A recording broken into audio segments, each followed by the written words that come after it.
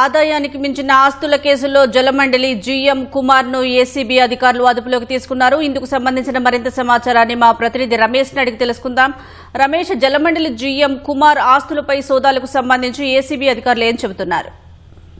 ఆదాయానికి మించిన ఆస్తు కేసులో జలమండలి జీఎం అనంత లక్ష్మి కుమార్ నివాసంలో ఏసీబీ అధికారులు ఏకకాలంలో మొత్తం 8 ప్రాంతాల్లో కూడా ఏసీబీ అధికారులు సోదాలు నిర్వహించడం జరిగింది. ఈ రోజు ఉదయం 6 గంటల నుంచి కూడా సోదాలు నిర్వహించిన ఏసీబీ అధికారులు ఇప్పటి వరకు కూడా ఇంకా సోదాలు కొనసాగుతున్నాయి. ఇప్పటికే అతని నివాసంతో పాటు అతని సన్నిహితులు, కుటుంబ సభ్యులకు సంబంధించిన నివాసంలో ఏకకాలంలో సోదాలు జరిపి భారీ ఎత్తున ఆస్తులను అయితే ఏసీబీ అధికారులు అయితే గుర్తించడం జరిగింది. నిజామాబాద్, సంగారెడ్డి జిల్లాలకు సంబంధించి కూడా మొత్తం 18 ఎకరాల వ్యవసాయ భూములు ఉన్నట్లయితే అధికారులు గుర్తించడం జరిగింది. అందులో భాగంగానే హైదరాబాద్ లో 6 ప్లాట్లు, తర్వాత 3 ప్లాట్లకు సంబంధించి కూడా 3 ప్లాట్లతో పాటు మరొక ఇల్లు కూడా పత్రాలకు సంబంధించి వాటిని ఏసీబీ అధికారులు అయితే స్వాధీనం చేసుకోవడం జరిగింది. మొత్తం నగదు సంబంధించి చూసుకున్నట్లయితే 1,10,00,000 రూపాయలకు సంబంధించిన నగదును ఏసీబీ అధికారులు స్వాధీనం చేసుకోవడం జరిగింది. మరొక పక్క 2 కిలోల 100 గ్రాములకు సంబంధించి కూడా బంగారం ఆభరణాలతో పాటు 9.2 కిలోల వెండి వస్తువులను కూడా అధికారులు అయితే స్వాధీనం చేసుకున్నట్టు తెలిసింది. దీంతో పాటు అతనికి సంబంధించిన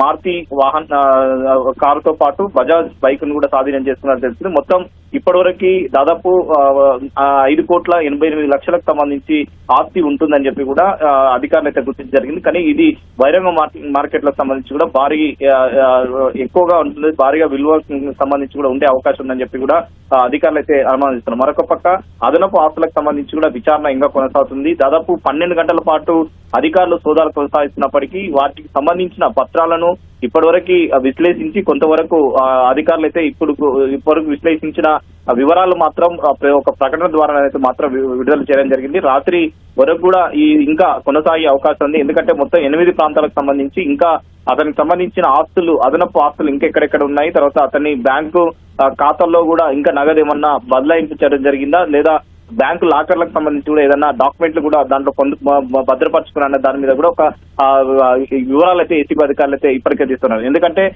ఏసీబీ అధికారులు పూర్తిగా అనంత లక్ష్మి కుమార్ నివాసం ఉదయం నుంచి కూడా సోదాలు నిర్వహిస్తున్న సమయంలో ఇప్పటివరకు అనంత లక్ష్మి కుమార్ ఎక్కడెక్కడ పనిచేయడం జరిగింది, అతనికి వచ్చిన జీత భత్యాలకు సంబంధించి ఎంత ఉన్నాయి, అతని వ్యయ ఖర్చులకు సంబంధించి ఏ విధంగా ఉన్నాయి, ఇప్పటివరకు పిల్లల చదువులు కానీ అతను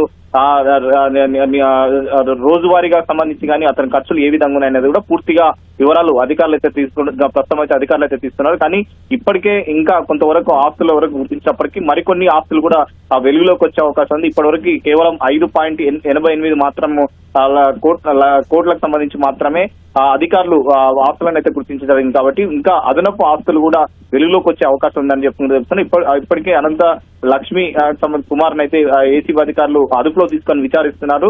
ఈ రోజు పూర్తి అర్ధరాత్రి వరకు కూడా సోదాలు కొనసాగించే అవకాశం ఉంది. సోదాలు అనంతరం కూడా అతన్ని అరెస్ట్ చేసి రిమాండ్ కూడా తరలించే అవకాశం ఉంది. అనంతరం మరొకసారి అతని బ్యాంకు ఖాతాల వివరాలు కానీ అతని ఆస్తులకు సంబంధించి కూడా అరెస్ట్ అనంతరం కూడా కస్టడీలో తీసుకొని పూర్తి స్థాయిలో వివరాలు కూడా సేకరించే అవకాశాలు అయితే కనపడుతున్నాయి.